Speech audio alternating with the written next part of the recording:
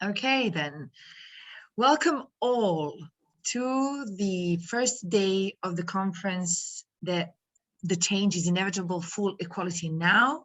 This is ERA's annual conference 2021, and I'm very, very sorry that we are not able to speak together in the same room in person, that we are still not able to see each other in person and kind of hug, maybe even kiss, but hug for sure. So it's my pleasure to be the moderator of this panel that is called Sustainability and Resilience of the LGBTIQ Movement in the Western Balkans and Turkey. Before I continue, I have to notify you that the panel is being streaming live on Facebook. So if you don't want to be seen, you should actually turn off your camera as a security precaution for all the ones that are not able to be out. Franco, thank you so much for turning off your microphones and your whilst somebody else is speaking.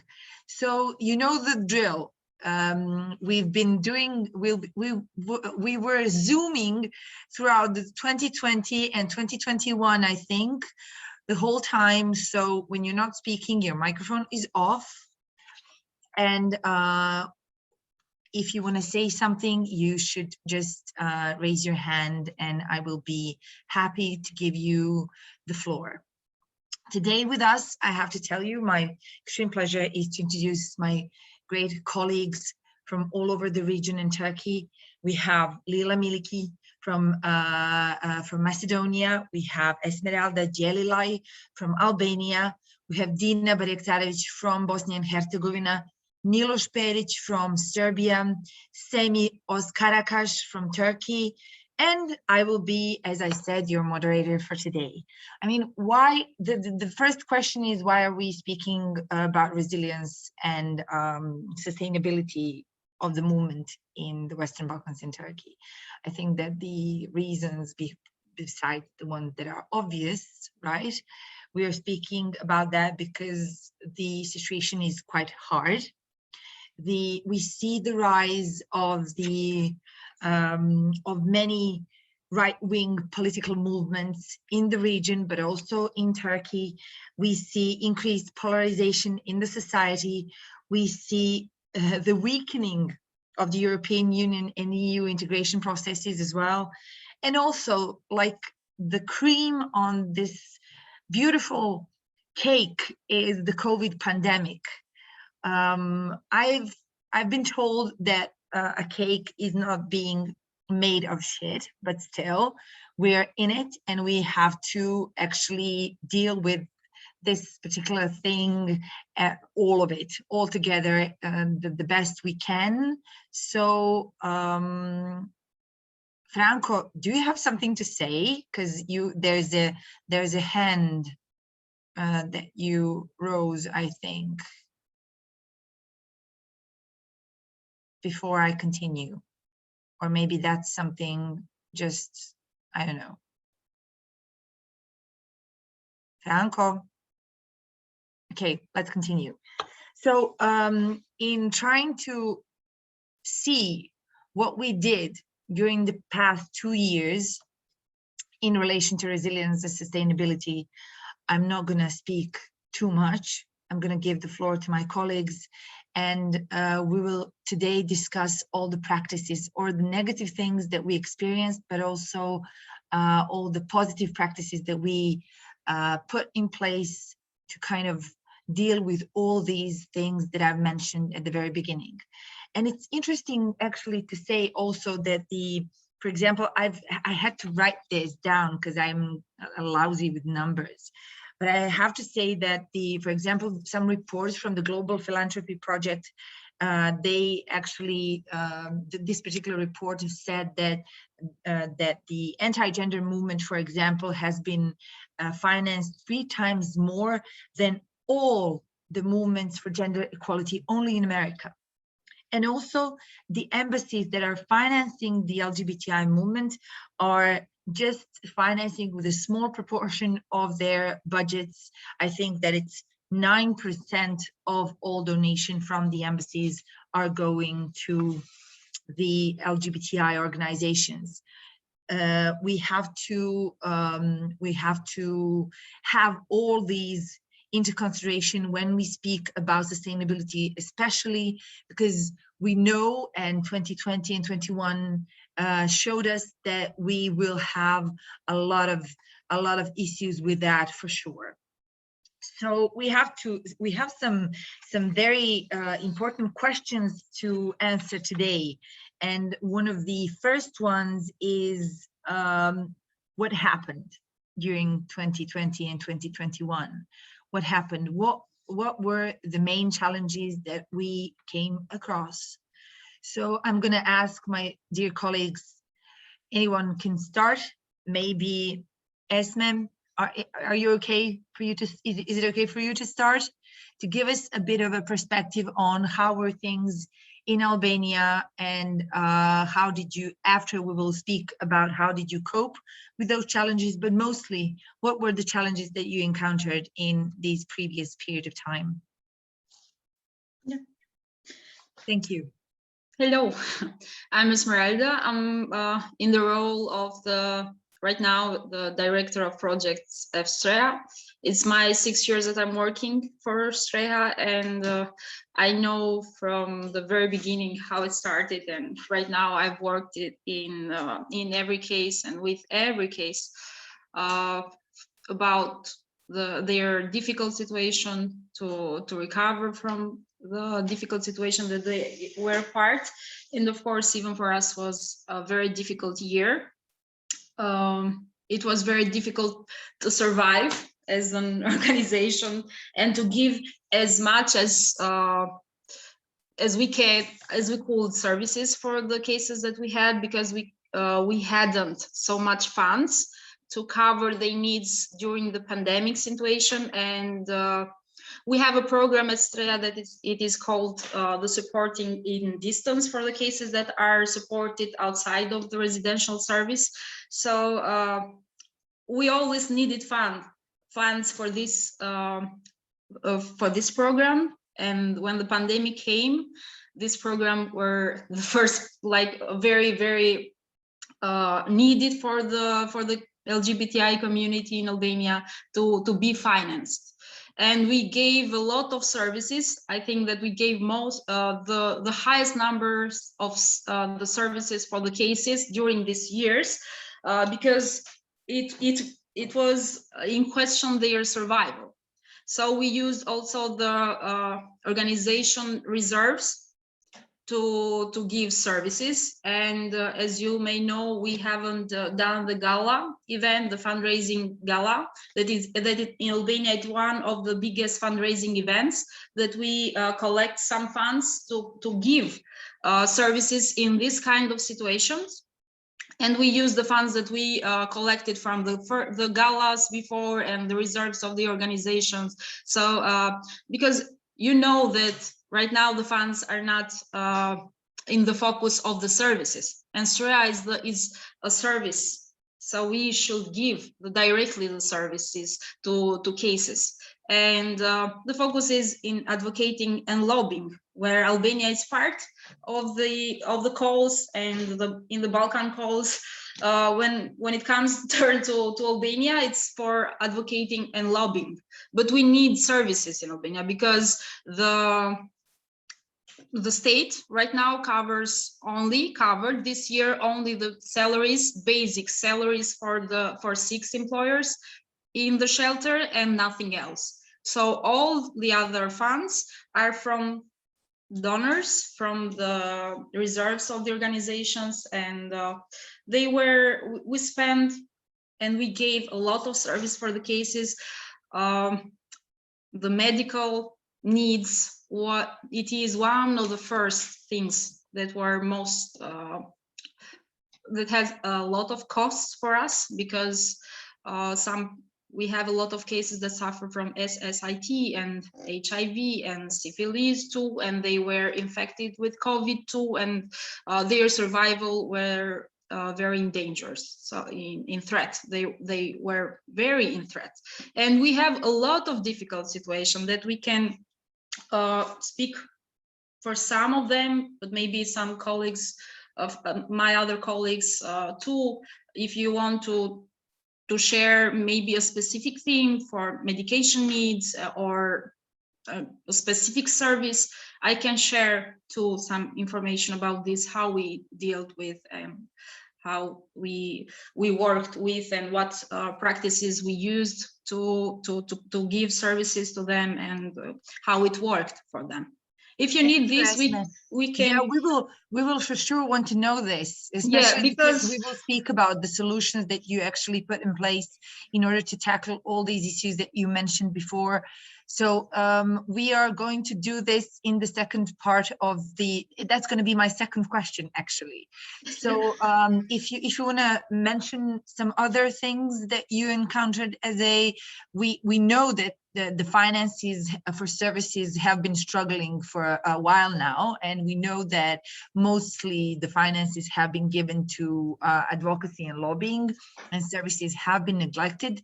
And also this particular thing has been an issue, especially during COVID, when the services were the most important thing to be provided to the community. And we know that the community struggled, especially after well, COVID actually influenced the economic situation in our countries, where people lost their jobs. They couldn't remain economically independent. They had to go back. In most cases, they had to go back in a homophobic or a transphobic environment where that they actually fled from.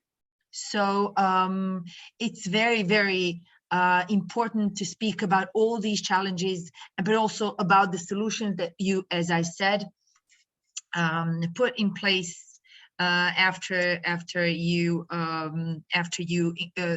defined all the main challenges, especially in your work. Yeah. Lila, would you like to continue on this? Да, јас сакав точно да се надоврзам на тоа што го кажа ти токму. Фала на поканата пред се наира. Иначе јас сум Лила Милик, трансродова особа, поранешна сексуална работничка од Македонија.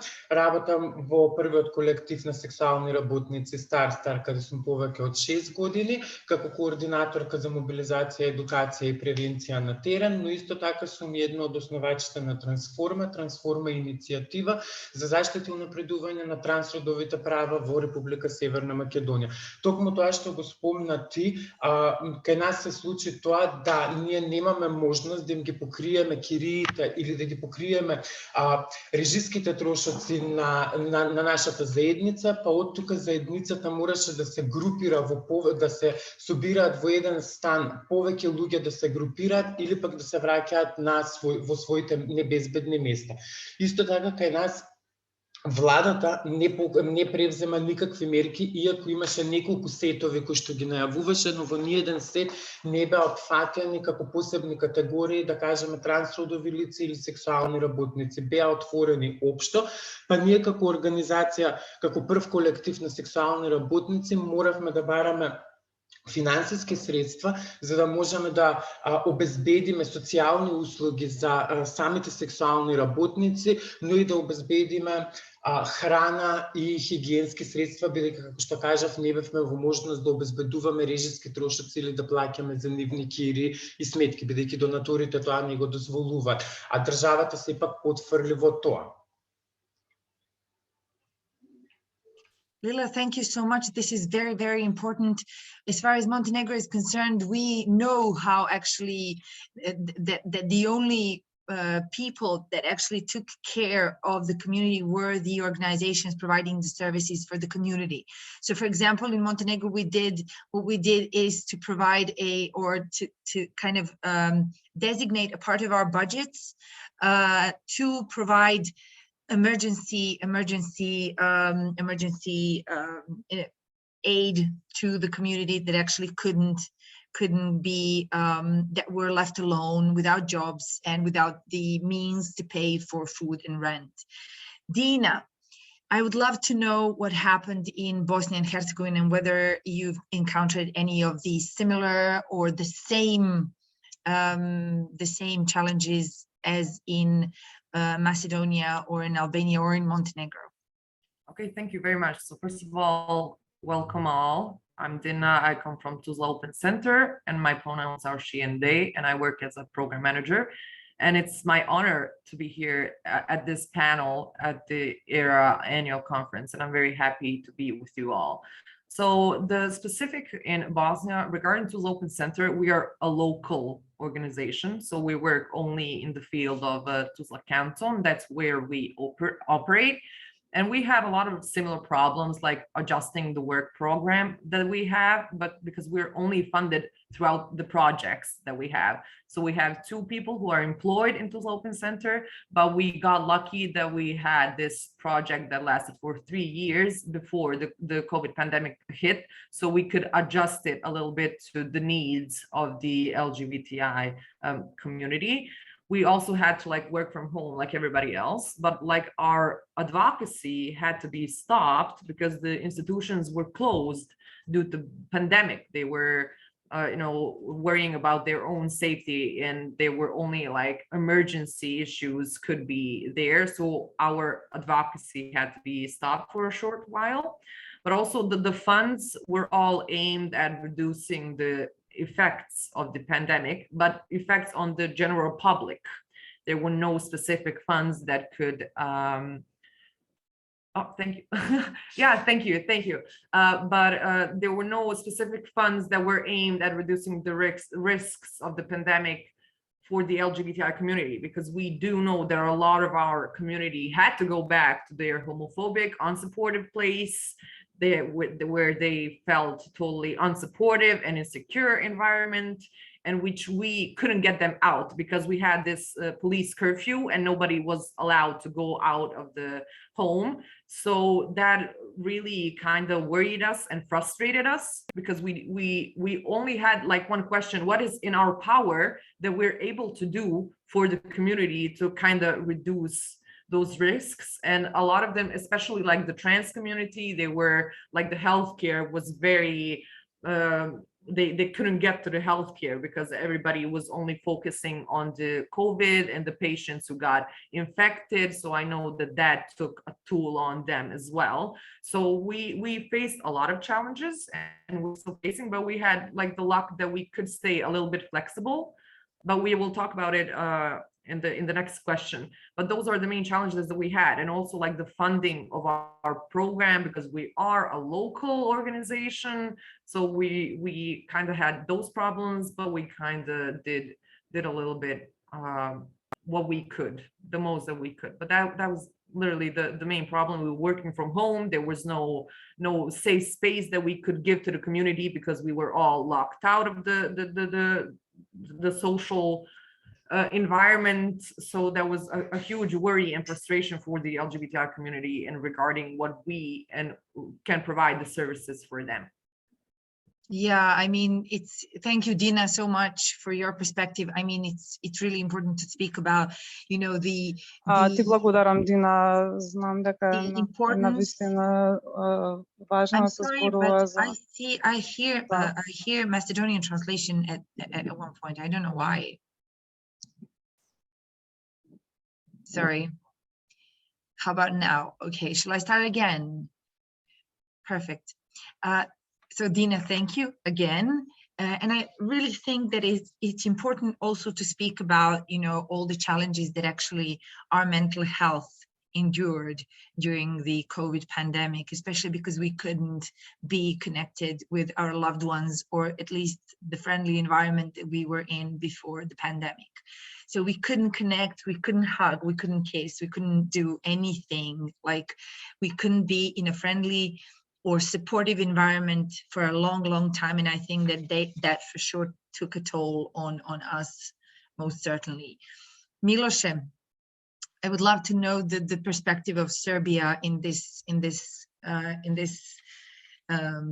first instance, or on our first question. So what was the challenge? What were the challenges that you encountered in your work? Hello everyone, I'm Miloš, I'm from Serbia and I'm program coordinator in the organization association Rainbow. So in Serbia, like in the region, I guess, I believe that the outbreak of COVID-19 pandemic took the most of the attention of country institutions as well as the donors. And from the perspective of our organization and our target population, this is just an additional problem we have to face with. So in practice, we have to work on both, reminding the public and the authorities that the LGBTIQ population still lacks in its rights, while at the same time, it is also impacted by a global epidemic. So for us as an organization, it meant both the need to advocate for the rights of our target populations, as well as for additional attention to their health needs. But I have to say that we actually were lucky because at that time we already had some funding from different kind of donors. And actually they were willing to support organization with special emergency grant during that period. So we somehow were lucky, so we received that emergency grant at that period. So that was the good actually thing at that moment.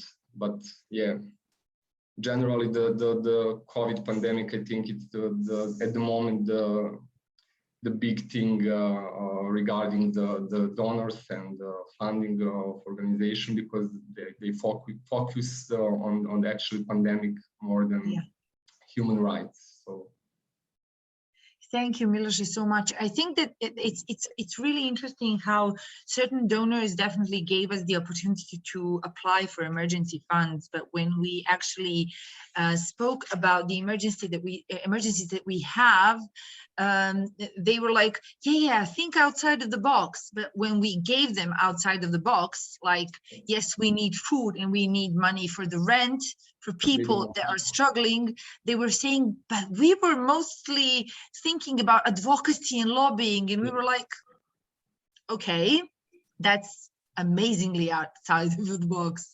So yeah, thank you so much. And I would like to hear the Turkish perspective, that I would say that it's the most specific of all. And I think that the Turkish activists have a lot of on their minds, especially because of the overall political situation that is making their lives difficult, which is going to be something that Sami will tell us more about. Sami, welcome. And can you tell us what was it like for the Turkish activists and Turkish activism for LGBTIQ rights in the past 2 years? Herkese merhabalar. Davet ettiğiniz için çok teşekkür ederim. Bugün sizlere Türkiye'de LGBT artıların son bir yıl içerisinde durumun aslında kısaca bahsetmek istiyorum. Öncelikle siyasilerin LGBT artılara yönelik nefret söylemleri ve hedef göstermeleri arttı.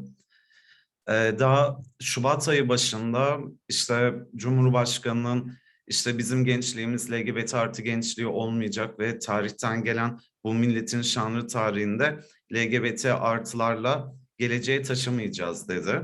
Süre gelen günlerden sonra LGBT artıların olmadığını ve Türkiye'nin milli manevi değerlerle geleceğe yürüyeceğini söyledi. Daha sonra da bu en eğlencelisi lezbiyenlerin olmadığını ve ailenin direğinin anne, kadınların olduğunu söyledi. Bunun dışında Türkiye'de Boğaziçi Üniversitesi direnişleri başlamıştı COVID'den önce ve orada özellikle bir resim sergisinde Müslümanların kutsal sayılan Kabe'sine LGBT artılar saldırdı bir resimle diye bir propaganda yapıldı ve 4 LGBT artı öğrenci gözaltına alındı ve devlet kanalında 4 LGBT sapkınını gözaltına aldık diye bunu duyurdular. Bunun dışında pandemi başladığında Diyanet İşleri Başkanı Müslümanların topluca ibadet ettiği kutsal gününde, yani Cuma hutbesinde İslam'ın zinayı en büyük haramlardan kabul ettiğini, eşcinselliği lanetlediğini ve bu yüzden hastalıkların geldiğini, HIV virüsünün de bu yüzden geldiğini söyleyerek COVID'in gelme sebebini LGBT artılara ve HIV ile yaşayanlara bağladı. Siyasilerin hedef göstermeleri bu şekilde ilerlerken son bir yılda Türkiye'nin en büyük tartışmalarından biri aslında İstanbul Sözleşmesi'nin, yani kadına yönelik şiddet ve aile içi şiddetin önlenmesi ve bununla mücadeleye ilişkin Avrupa Konseyi Sözleşmesi'nin feshedilmesi oluyor. İstanbul Sözleşmesi tartışmaları başladığından beri özellikle İstanbul Sözleşmesi karşıtı bütün sağ odak gruplar sözleşmenin eşcinselliği meşrulaştıracağı üzerinden bir yaklaşımla kampanyalar yaptılar ve sözleşmeden de devletin çekilmesi ve sözleşmeyi feshetmesinin sebebi de işte eşcinselliğin LGBT artının yaygınlaşmaması için olduğunu söylediler. Bu LGBT artıları işte özendirecek propagandası yapılırken maalesef muhalefet de hani bir kere olsun eşcinselliğin meşru olduğunu, LGBT artıların var olduğunu ve LGBT artı haklarının insan hakları olduğu siyaseti yapılamadı. Bütün siyasi iklim LGBT artılar için böyleyken bunun dışında basında çok fazla nefret söylemleri, hedef göstermeleri arttı. Yani Kaos GL'nin 2020 medya raporuna göre işte 2019'a göre işte %40 kadar LGBT artılara yönelik hedef göstermelerinin arttığını gösteriyor. Ve bunun dışında da maalesef COVID başladığında biz Bursa işte sağ muhafazakar denilen bir şehir ve burada örgütleniyoruz. Bütün LGBT artılar ailelerinin yanına dönmek zorunda kaldı. Bu siyasi iklim içerisinde bu kadar çok hedef göstermeleri varken maalesef bir türlü işte ruh sağlığına erişimden tutun, işte ekonomik olarak bir güçlendirici alanlar yaratılamadı ve en önemlisi de aile içi şiddet LGBT artılar için çok fazla arttı. Genel durum böyle. Bu kadar paylaşabilirim. Çok konuşmayayım yanlışlıkla. Semi, you didn't speak too much. You spoke about really important challenges that you encountered in the previous period, and I think that, you know, the things that you said, or when you said that spiritual values, when you mentioned that particular thing, that the government has been speaking about the values that they cherish.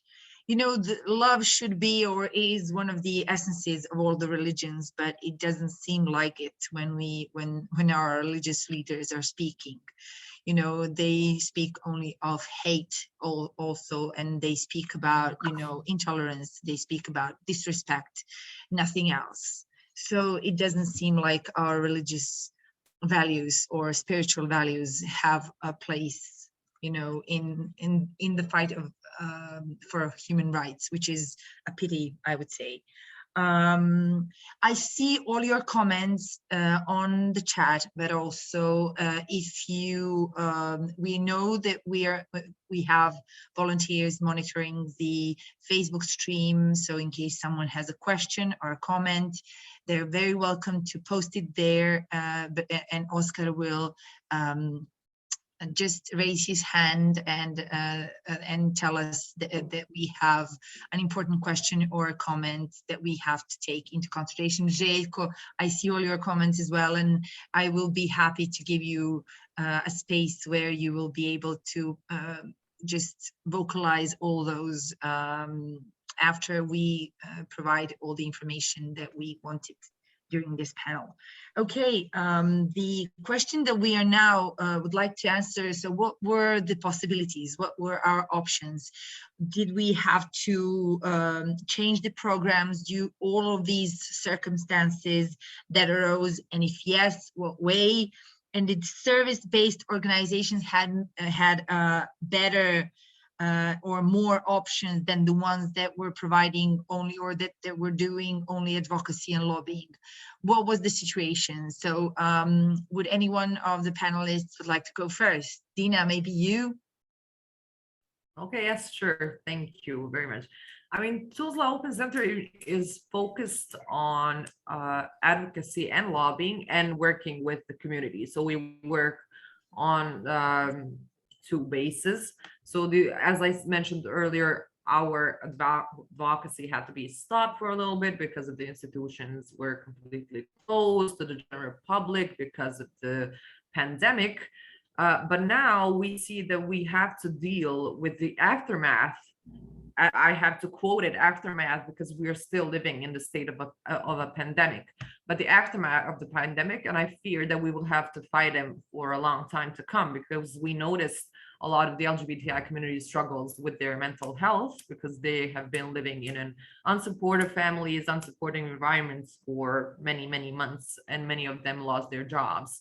So, but also what is great that Tuzla Open Center recognized that, and now we are working with establishing a service for like free therapy and free peer-to-peer sessions for the community. And I hope that we will make that happen at the beginning of the next year. But we also worked with ERA on establishing the register for the hate crimes. So that's pretty important for us.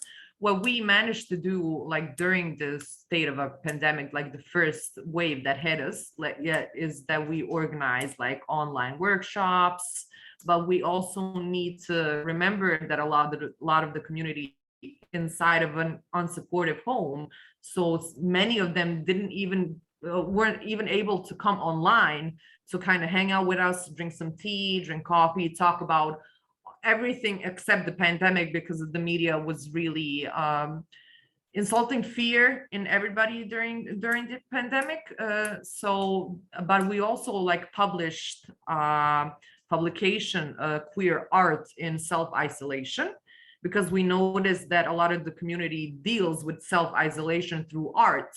They write poetry, they paint, they post pictures, so we kind of incorporated that just for them to be included at some point or another, just to know that we're here, we ain't going anywhere, we're trying our best to do what with the resources that we had available at that time. So that was what we did. But I think that organizations who do focus on services were more affected by the COVID pandemic rather than the organizations who work more on advocacy and lobbying, because they are focused on one service. And I know the funds were very limited for those services, and that many donors or whatever don't necessarily know what are the real problems of the LGBTI community, and they tend to not listen. They tend to be just, oh, well, we think that this is the problem, and then we have to,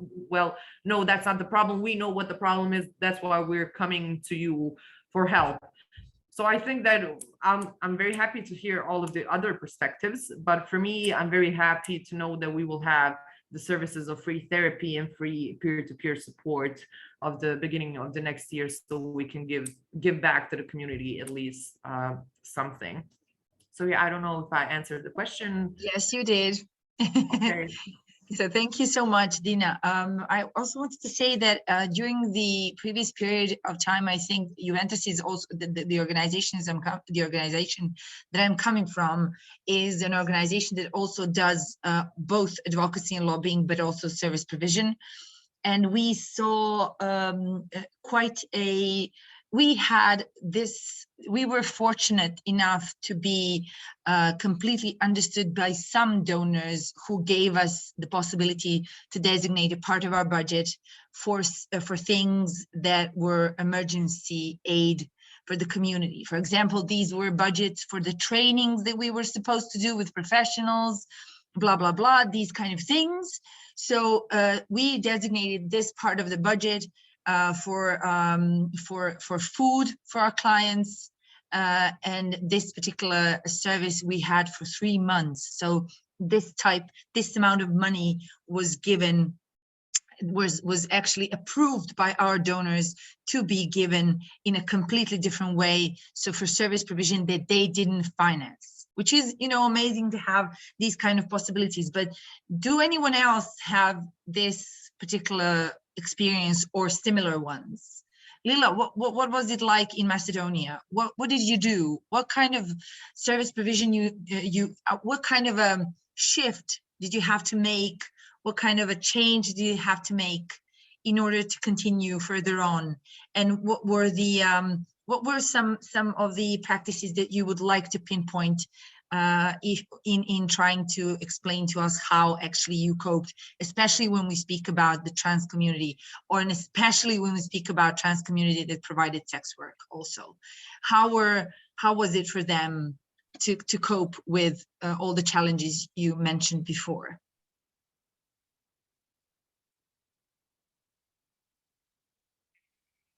Како што кажав претходно, пред се прво државата не помогна никако, па ние како колектив одлучивме да отвориме донацијски сметки каде што ќе можат граѓаните да донираат. Исто така пренаменивме средства кои што ни беа исто како во Црна Гора средства наменети за обуки и за работилници, бидејќи не можеа да се случуваат. Ние ги пренаменивме средствата за да можеме да им излеземе во пресрет на трансродовите сексуални работници, но и воглавно на сексуалните работници на ЛГБТ лицата, во помош со пакети на храна и обезбедување на средства за хигиена. Па од тука дојдовме на идеја да отвориме донацијска аукција, каде што познати уметници, познати дизајнери, сликари донираа нивни дела, каде што на Facebook направивме еднонеделна донацијска аукција, каде што луѓето донираа, фактички ги купуваа продуктите, за да можеме ние со тоа да обезбедиме пристап да имаат сексуалните работници. Исто така баравме донатори кои што во моментот нудат брзи ваква кажево адход проекти кои што можеме да аплицираме и да добиеме некакви средства.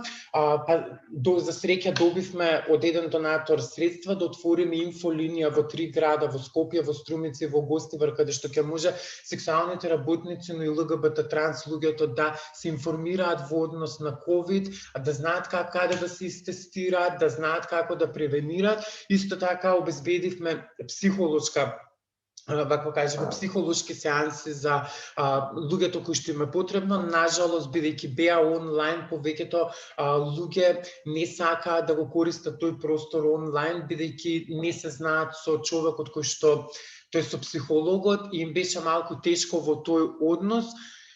И тоа е што го направивме во моментот. И на крајот ствари обезбедивме, имавме средства за обезбедување на брзи ковид тестови, за да самата целна заедница си го знае својот статус. Amazing. I mean, I have to say that these kind of examples definitely bring back the faith in activism, and that we are actually doing a really good job. So thank you, Lila, for sharing this experience. It is, you know, like sometimes we are totally into you know, into being creative and really thinking outside of the box. So Macedonia really thought outside of the box, and the donations and the things that you actually engaged in and organized are really a good example that we can all actually use and maybe copy. So if we copy, don't hold a grudge, but actually we think it's a very positive example that we will maybe also enforce in our countries. Miloš, Esmeralda, would you like to speak about, you know, the way how your programs adapted? Yep, I have a lot to share. Please do.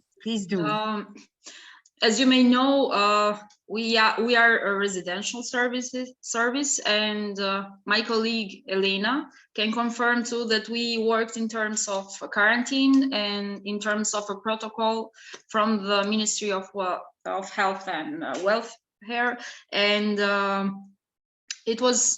this protocol was very delayed, and it came in April when we were in quarantine since March. And in Albania, we were one of the first institutional residential services that were that started to work in terms of quarantine since 9 March. So because we had some cases with HIV in the shelter, and they were very endangered if some other cases came at the shelter, so we put them in terms of quarantine.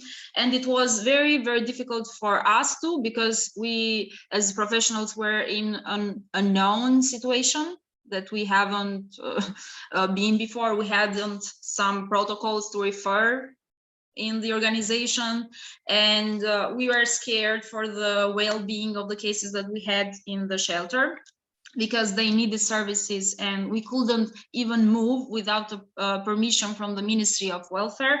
And then we started to have symptoms, the cases, and some of the professionals, and it was a time of viruses that resulted negative, but we needed to intervene at the ministry to came to us and do the tampons of this. And it was very, very difficult for us. We needed to use the ministry contact to come and do in the residential service in Albania a tampon for COVID, because this is a very dangerous situation, because if one of the cases were infected, they will be all infected, so their life was in danger, and their health was very compromised. So this is how we started to work in terms of quarantine, and then we provided services with a group.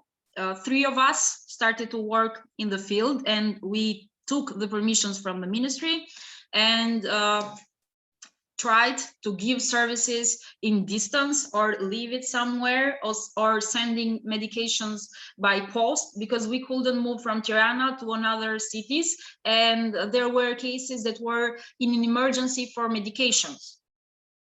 And specifically people with HIV and syphilis were very endangered because they needed to take their medication. And here we had a really big challenge, because to come even now in the infective hospital in Tirana is very difficult. But imagine if you were in March there. Me and 2 of my colleagues were like in media there, because all media were there, or all the police were there to protect the hospital, to not enter there, because it was an infected zone, and this laboratory was in the same building. So we needed to enter this building and to take the medication and to send them to the cases around all the Albania. And in these terms, this was we had ethical challenges here, because it's like we exposed them, that the cases that took medications in these institutions were part of the LGBTI community in the end. So it was a very risky situation for them. And another problem that we had, it is that after the protocol was changed, the medications went home at their homes in their small cities around the Albania, and went to the small polyclinics at their cities, and the medical staff there exposed the diagnosis of the people that we supported, that it was very difficult for them, because they were suffering from domestic violence for this reason, and they also exposed the sexual orientation and gender identity of the cases. That was a very, very risky situation, because cases reported a lot of domestic violence, and since the situation it was that we were all closed in our houses, they couldn't do even the report in the police, because the police didn't came to them. Even I called them personally, and my colleagues called the police or the medical staff in this period, and they didn't open even the phone, because the situation, it was in emergency. So this was a situation that really compromised their mental health situation and their well-being, and the forms of violence that they suffered were, I think that you know the forms of violence, but they were all for these people, starting from physical, psychological, and going to material and economical violence. So they suffered from all of this. We had some projects to offer services and to offer some support and to give some food packages for the cases, and to offer, we used also the hostels in that period because we couldn't find some houses to rent for them. We use also hostels to stay for some days, but the costs for this service were very high. But this was what we thought that will be the right situation for them, or to give the services in this way, because we thought about safe housing first. Housing first, it was safe housing first. It was the first thing that we should think. In fact, in my perspective, it is very important to think about the LGBTI community in Albania and even in the region, to understand in terms of micro and macro resilience. We are discussing right now in macro terms, but in micro terms, resilience is very important and was very compromised in this situation.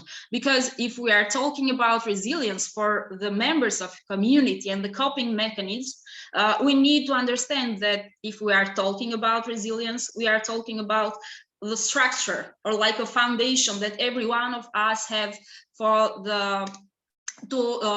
to face with the life challenging circumstances. So this is what we have. But imagine if you are for all of your life violated, discriminated, you are the language used to you is very used in terms of hate speech to you, and you are bullied at school and all of this, and you have a compromised mental health, you do not have the power to be resilient. You cannot be resilient because all the fields of your functioning are compromised in this situation, and it was very difficult for them to be resilient in this situation. And also, if we are talking about coping mechanisms, we need to understand that coping mechanisms are like strategies that they use, and some of these coping mechanisms used by them were very unhealthy for their well-being, because they needed also to start and do sex working to survive from this situation, and this really compromised their well-being, and they were very exploited from some people to be survived. And if some people gave them money in terms of giving other services to these people that were exploiters for them, so they use this kind of coping mechanisms that were unhealthy for them, and also use some healthy coping mechanisms if they were supported by the organizations here in Albania, and even for us, if they took psychological support, they talked to us, and we were in contact by phone, by Skype, by Messenger, by using all the social media to communicate with our beneficiaries and the LGBTI community here in Albania. But it was a difficult situation because it stopped the interactions between them.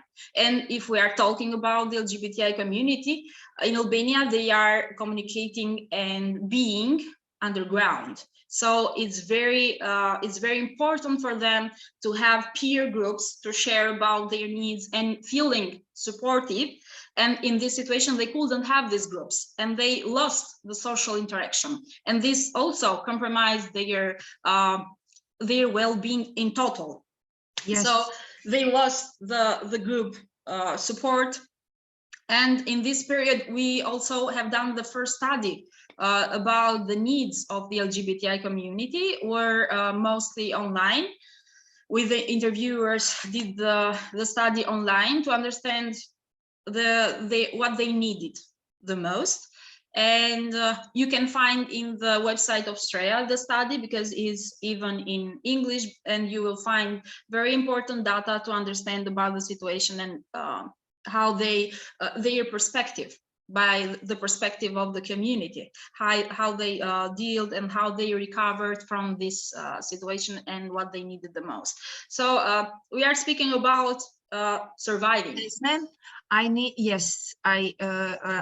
to interrupt you for just a little bit, because we also really would like to hear more about what the Turkish and Serbian perspective was on this matter as well. But I will definitely ask you more about the research and what the research showed, and I would love to know what are the next steps and what are your recommendations for the next period of time, especially based on your research that you did.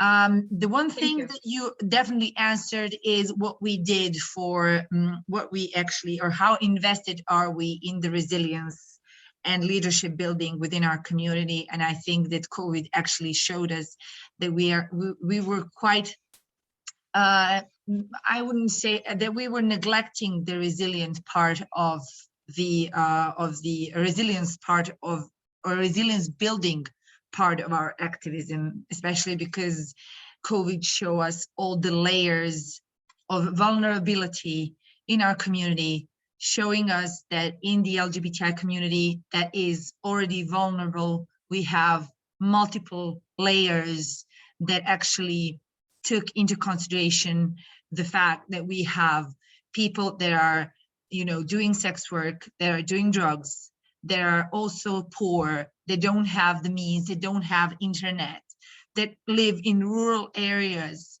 The trans community actually suffered a lot. So we saw all the vulnerabilities of the people, and it really, really affected us all.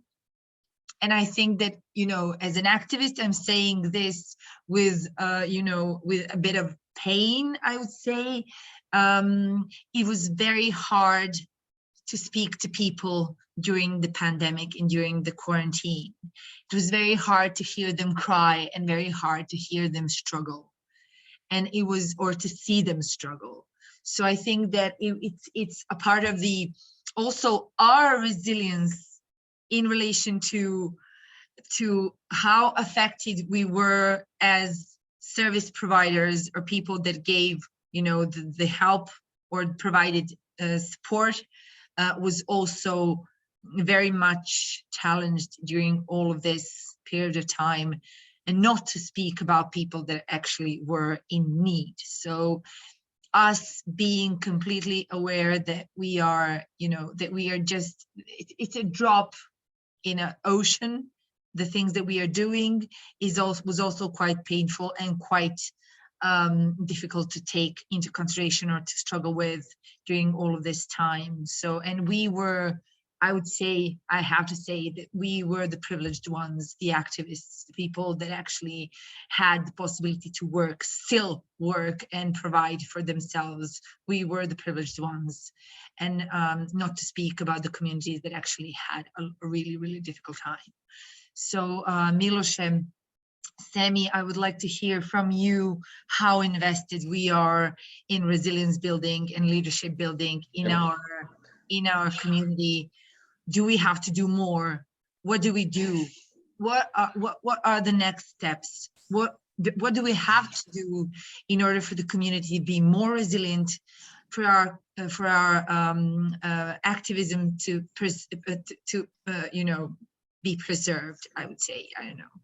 Tell me. Okay, so first tell a little bit about our experience and our services during that period, actually.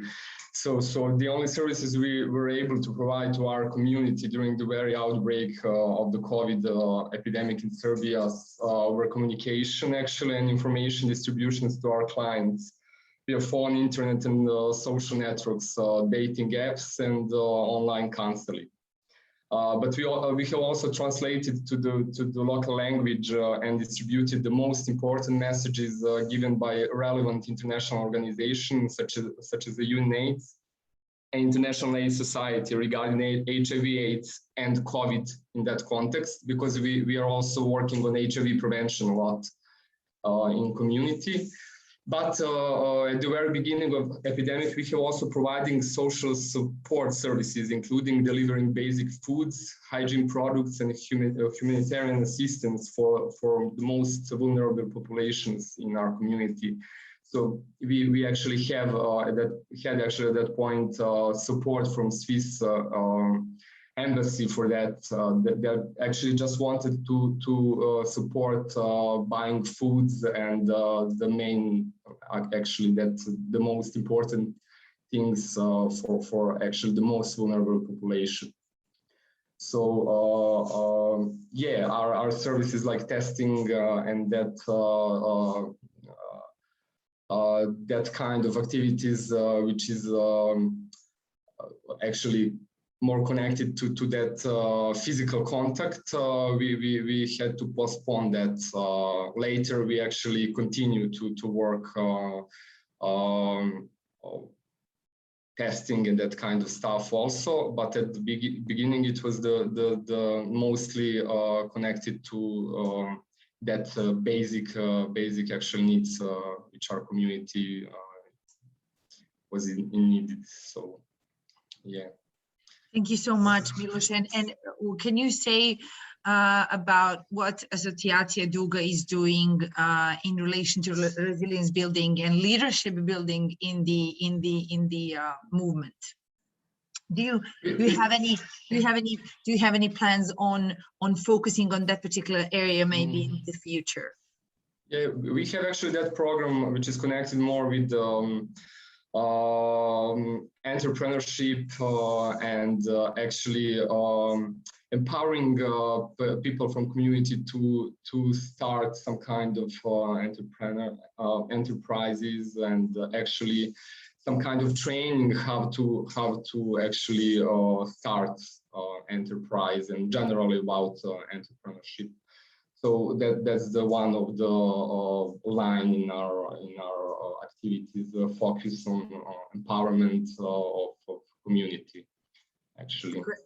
And economical independence. Independence, yeah, it's more. It's something that is really important. Yeah. And we saw this quite vividly during the previous period. Okay, Sami, thank you, Miloš. Sami, Welcome. Can you tell us about your organization and Turkey? How is resilience building and leadership building in the community something that actually you're thinking about, or that you will be focusing on during the next period of time?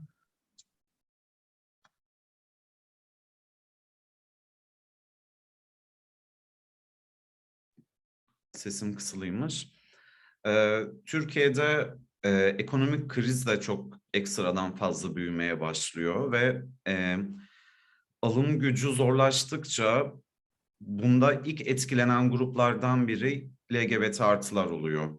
Bunun dışında Türkiye'de siyasi iklim gerildikçe ilk etkilenen gruplardan biri yine LGBT artılar oluyor. Temel hak ve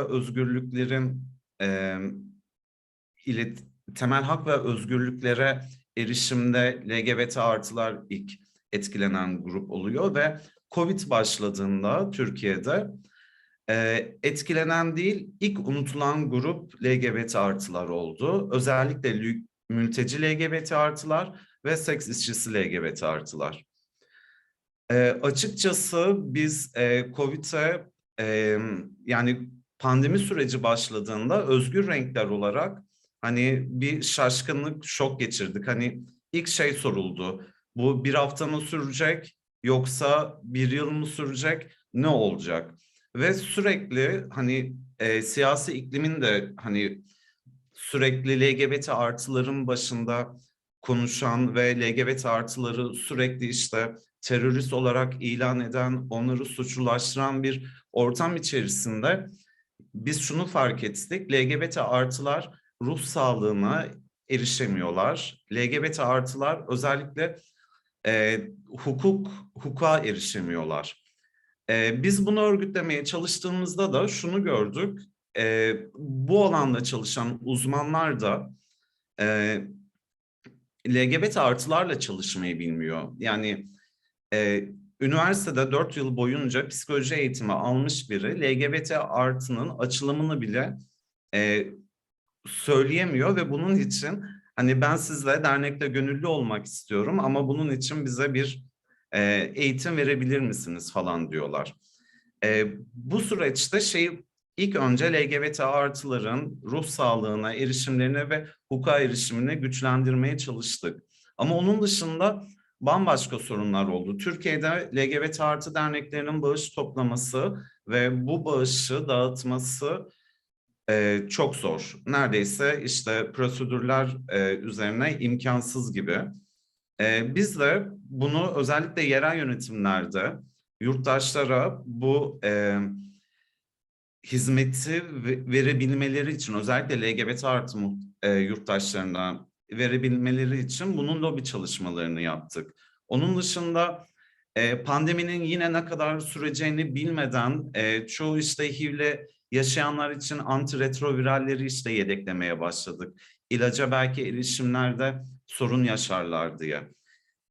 Onun dışında en önemli şey, biz bir anket çalışması yaptık. Özellikle Bursa'da yaşayan LGBT artıların gündelik yaşam pratikleri ve mental iyi oluşları üzerine.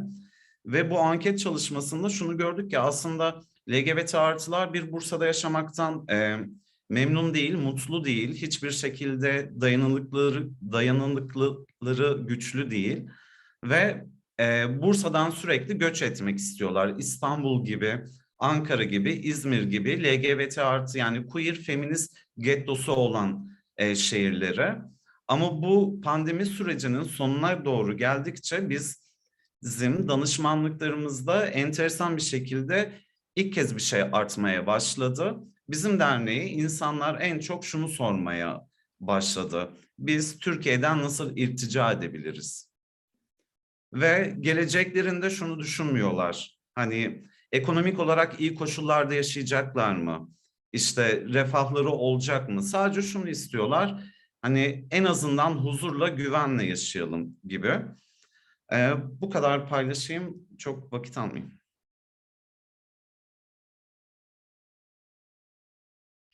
I don't know about others, but I feel like my heart is breaking when somebody says they all need peace.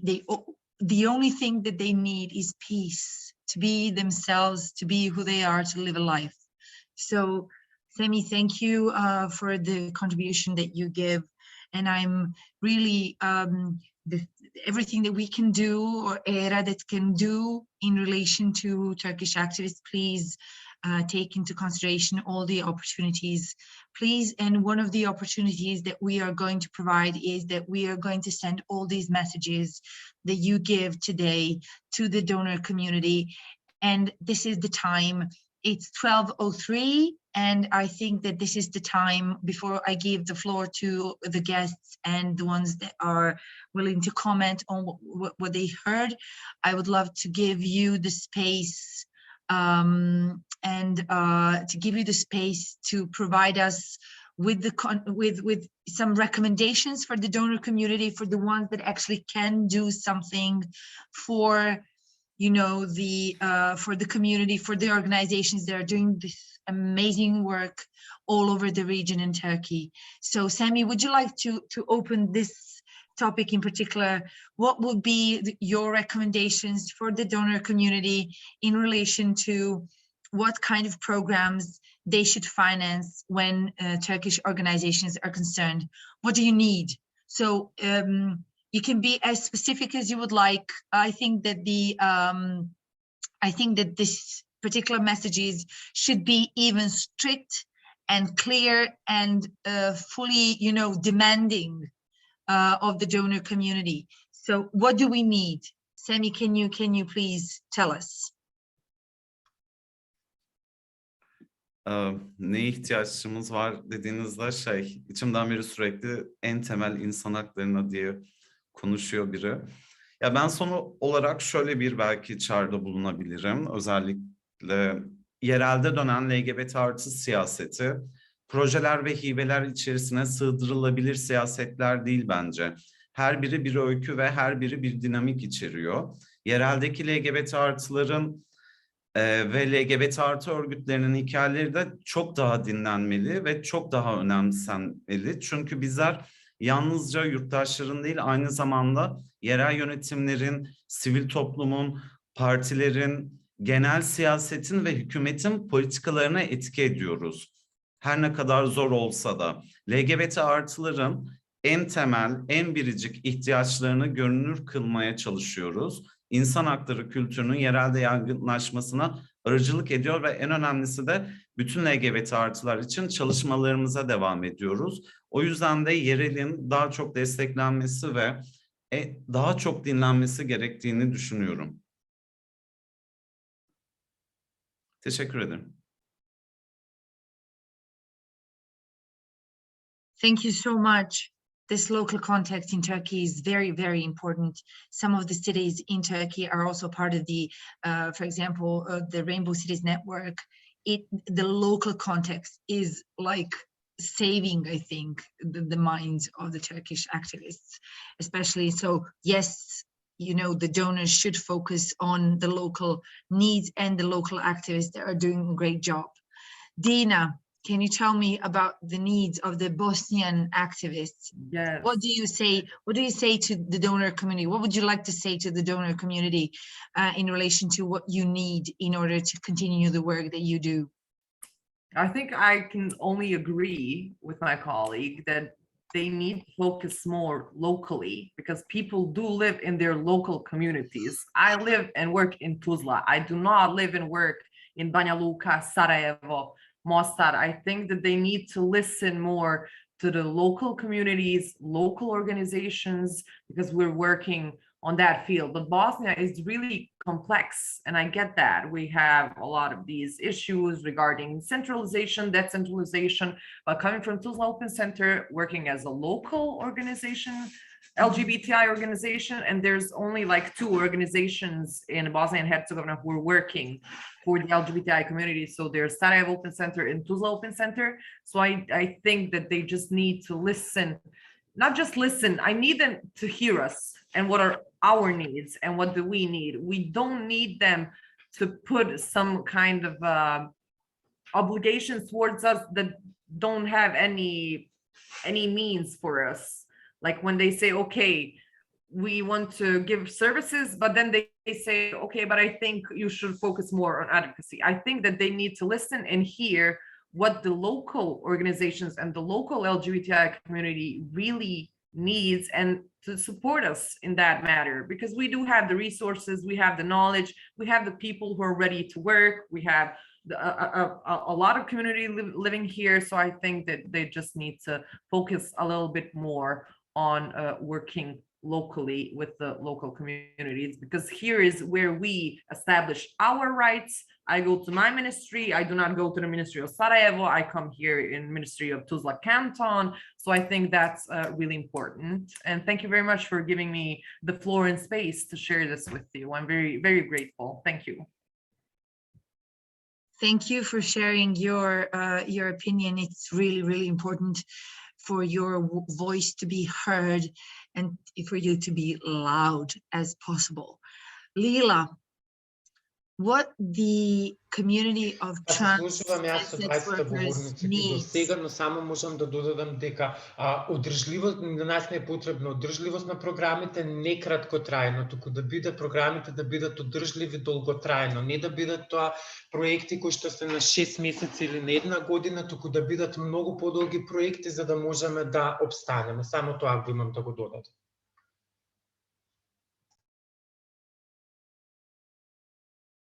The only and a very important thing to add, I mean, Lila, you I think hit also the jackpot. I think that this is really, really important. The donor community, that they hear these perennial or multi-year programs are of the most importance for the sustainability of organizations providing the services. But as Bilja says, also operative support, not just project-oriented support. Operational grants would be amazing. We definitely encourage the donor community to focus on these operational grants, especially because they see now us quite struggling.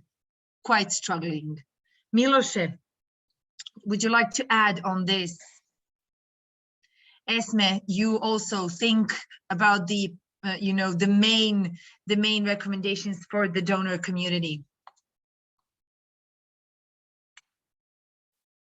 Miloše, your microphone is off. Yeah, we both started to talk with muted microphone. So when creating new programs of financing, it would be necessary to have in mind that LGBTIQ population community actually has been exposed to the specific stresses and therefore perhaps even more tackled by the pandemic. So this may imply even greater significance during collective trauma recovery process, so in which LGBTIQ organizations' role will be crucial. So I think that health, mental aspect of community will be really important for programming, I don't know, activities and donations and for LGBT issues. So that's my actually point. Thank you so much. It's really, really important. Thank you. That's one of the topics that we need to strengthen even more. Esme, what do you think? What does I heard the Albania colleagues, and they said very important things, even for us issues. So I think that the focus should be in services too, and since the effects of the pandemic are long terms, also the projects should be in long terms. So I think the sustainability of the projects and having projects in long terms and having funds for operational functioning of the organization, it is very important. So I have nothing to add. I have to say that I like my community to be mad. When we are mad and when we are really, really determined to actually get get to the point, I think that we should really get mad, because at a certain point, I know that also the EU delegations in many countries are definitely ignorant of the existence of the LGBTI community or the LGBTI organizations in the countries in the region.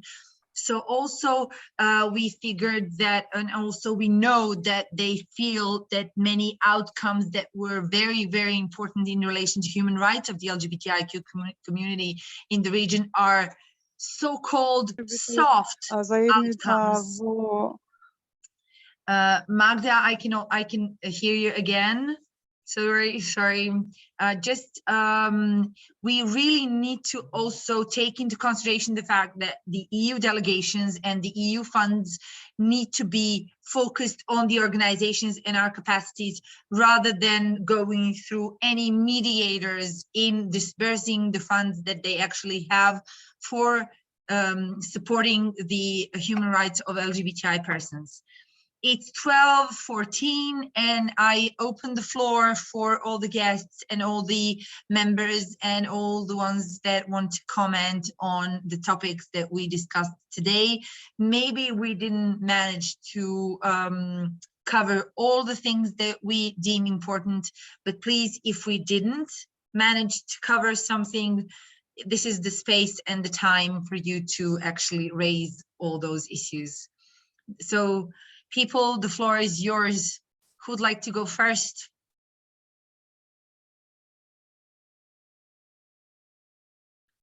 I think I see all of you as far as Zoom is considered. Amari. Yes, please. Maybe I can break the ice, I guess, even though I'd like for the members to take the floor more than us.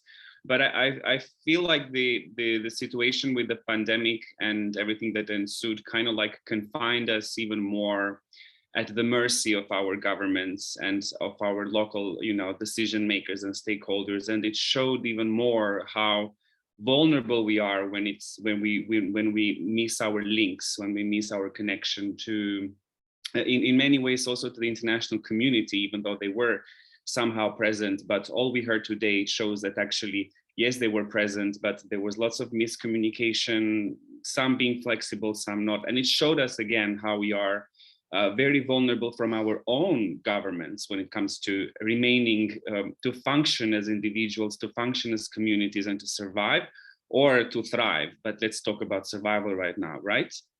And I think emphasis when we speak about, I mean, I hope we will also talk a little bit more about this in the working group for the members starting from 2 p.m. today. But I think that we should also add the focus on the governments. We should start making them aware of exactly what's going on. And as you said, to be angry, like we need to shake them, because I think that a lot of these governments still are comfy in their chairs, knowing that vulnerable communities that their public doesn't like, and so they don't care about that much, is protected by the international community, and tell them, no, actually, that's not the case. And it's you who need to give essential services for us to be able to function operationally and not to function sporadically, that 1 week we have, 1 year we have, 2 years, the second year we don't have any money left.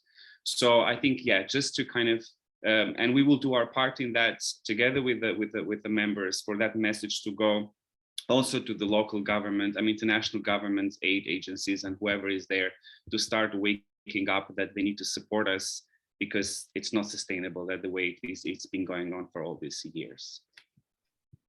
I completely agree, and thank you, Mari, for your contribution.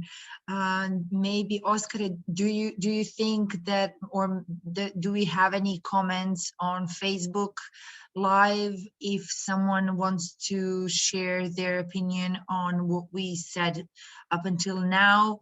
We are completely open at the moment to share, you know, these different standing points, or maybe to reiterate again some important ones that we heard so far.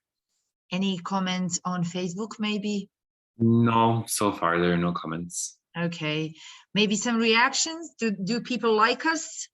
I don't know, I don't have Facebook anymore, so yeah. The response is quite it's quite quiet on Facebook. There's nothing in particular so far. Okay, I don't like that, but still, well, we will get better as the conference goes on. We will definitely be better. Bilio, the floor is yours. Thank you, Oscar. To fill the gap. And I think the reason for lack of reaction on Facebook is boycotting Facebook and not ERA conference. People don't like Facebook anymore. So I just want to give very brief comment into this discussion, and that is that the states forget that LGBT organizations are actually filling the gap that states fail to fill, especially the service provider organizations, and that we should say it all the time when we meet with the states, loud and clear. The states failed to support LGBTI people during the corona crisis. The states failed to support LGBTI people even before the pandemic, and probably they will continue to do so even after the pandemic.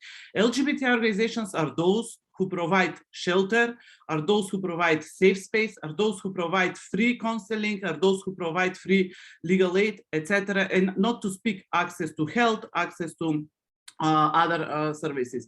And until states see us as somebody who is filling the gaps and who is meeting their failures, or who is compensating for their failures, we cannot sit as an equal with them. So they must see us as an equal actor, or as somebody who is as relevant as them in the development processes in the country. And thus they must provide financial support and all other support that the LGBTI movement continues to be active in the countries. So it's only that. Thank you, Bilio, so much. Yes, I fully agree. We have two contributions lining up. We have Željko from Croatia, and we have Borče from Macedonia that will give, most probably, as long as we keep up with the time, the final recommendations and the final contributions for this particular session. So Željko, please, the floor is yours.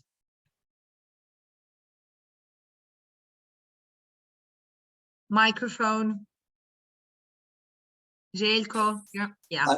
I'm not sure this is a really final statement of any kind, but I think what we need to remember is that although pandemic felt like it's global, like the situation is very different in every context, and as we start rolling out of pandemic, this will be coming up in different speeds.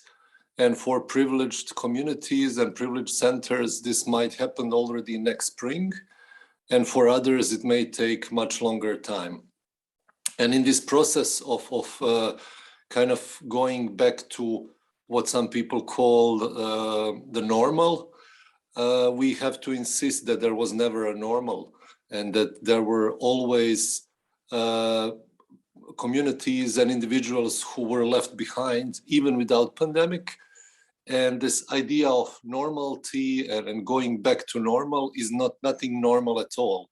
It's what's really oppressive, and what makes people both endangered and kind of discriminated systematically, rather than discriminated individually as they get physically attacked on the street or in some similar situation.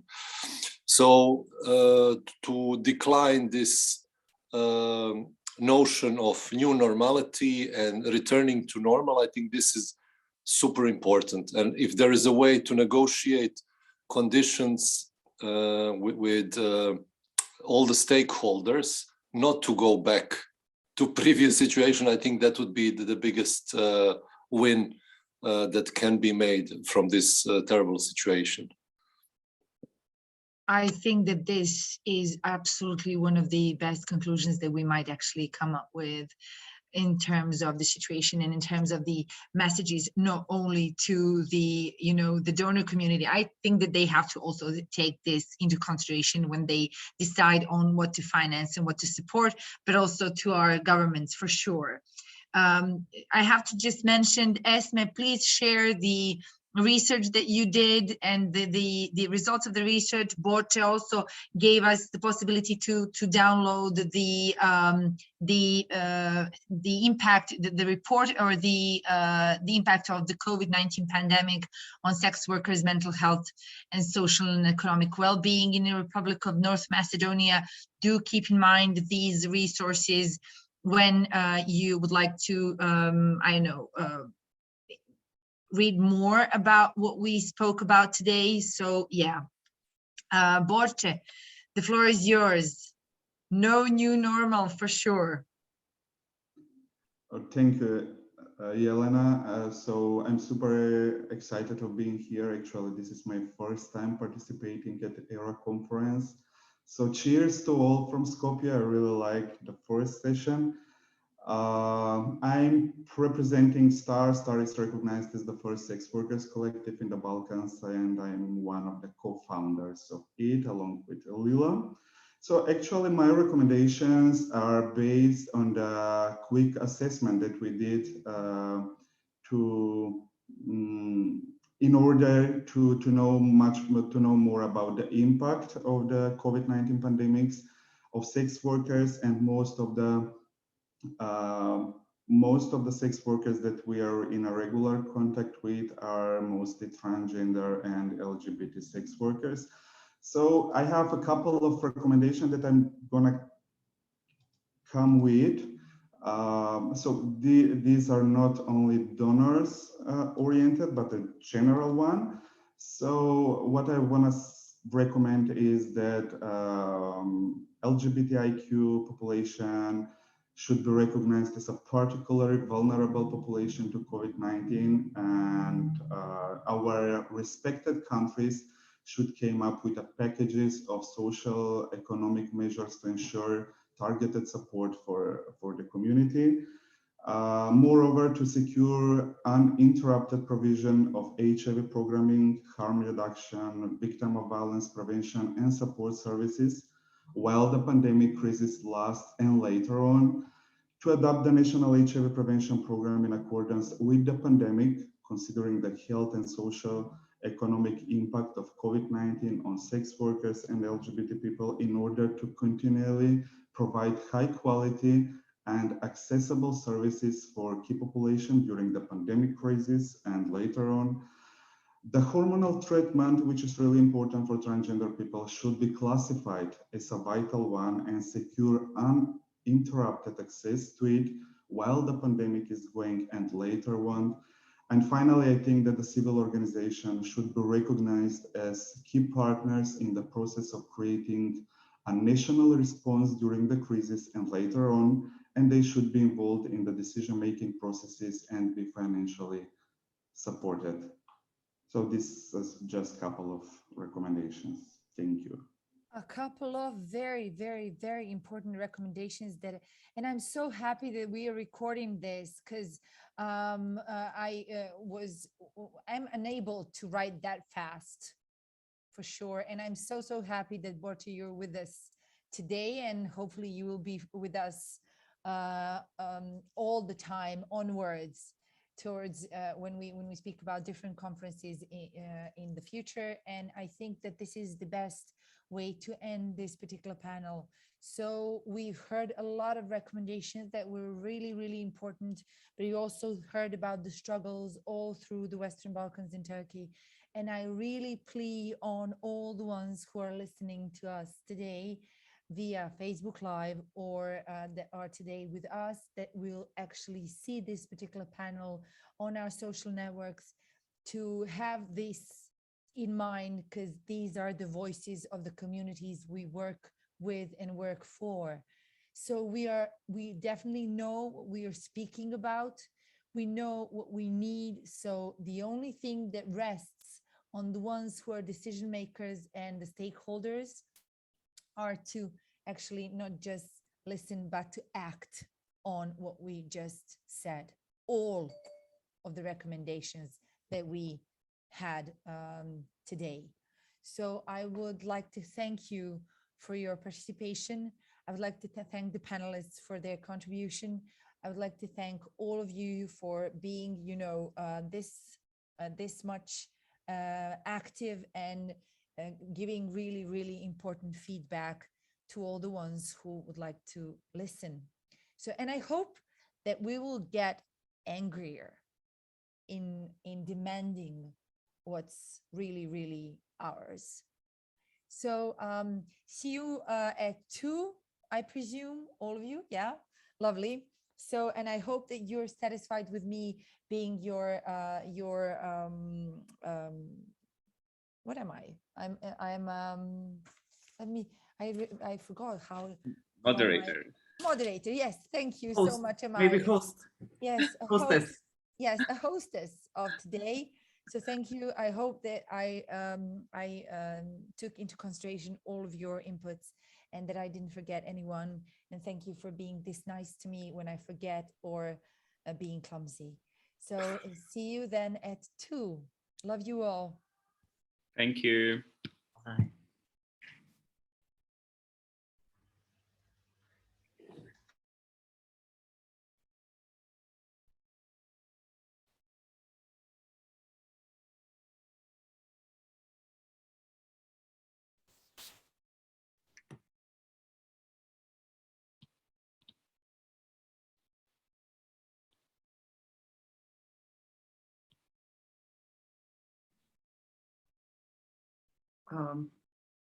Will you stop the Facebook